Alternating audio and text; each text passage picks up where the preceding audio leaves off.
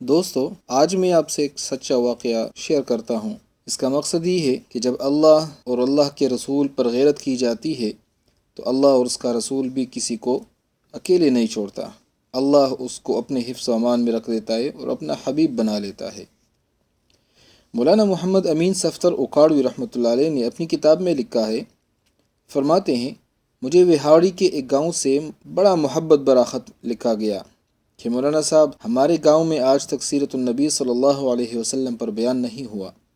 ہمارا بہت دل کرتا ہے کہ آپ ہمیں وقت عنایت فرمائے، ہمارے لیے سیرت النبی صلی اللہ علیہ وسلم پر بیان فرما دیں۔ میں نے محبت بھرے جذبات دے کر خط لکھ دیا کہ فلاں تاریخ کو میں حاضر ہو جاؤں گا۔ دیے گئے وقت پر میں ٹرین سے اتر کر تھانگا پر بیٹھ کر گاؤں پہنچ گیا تو آگے میزبانوں نے مجھے ہدیہ پیش کر کے کہا، مولانا صاحب، آپ واپس جا سکتے ہیں، ہم بیان نہیں کروانا چاہتے۔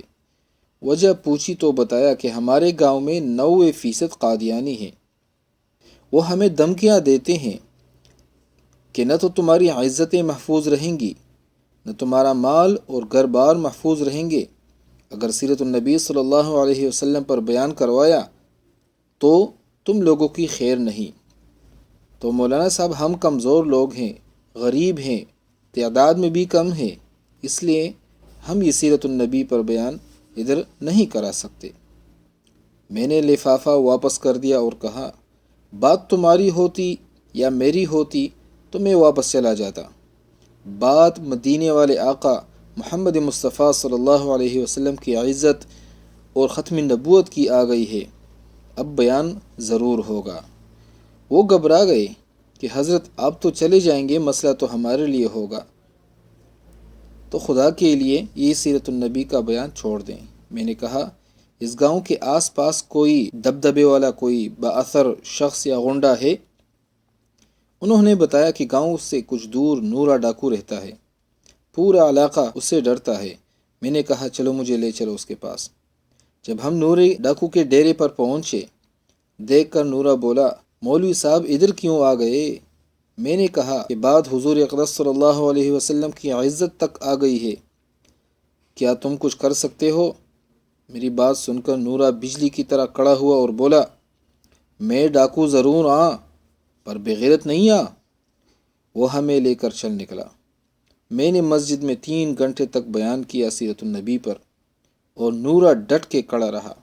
آخر میں نورے نے یہ کہا کہ اگر کسی نے مسلمانوں کی طرف آنکھ اٹھا کر بھی دیکھا تو نورے سے بچ نہیں سکے گا۔ میں واپس آ گیا۔ کچھ مہینے بعد میرے گھر پر ایک شخص آیا، سر پر پگڑی باندھے ہوئے، چہرے پر خوبصورت داڑھی سجائے ہوئے، زبان پر درود پاک کا ورد۔ میں نے پوچھا، کون ہو بھائی؟ وہ رو کر بولا، مولانا صاحب، میں نورا ڈاکو ہوں۔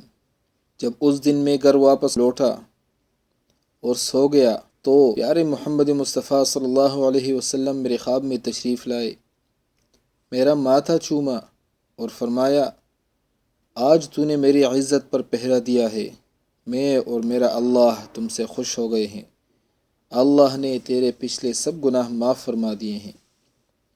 مولانا صاحب، اس کے بعد میری آنکھ کھلی تو سب کچھ بدل چکا تھا۔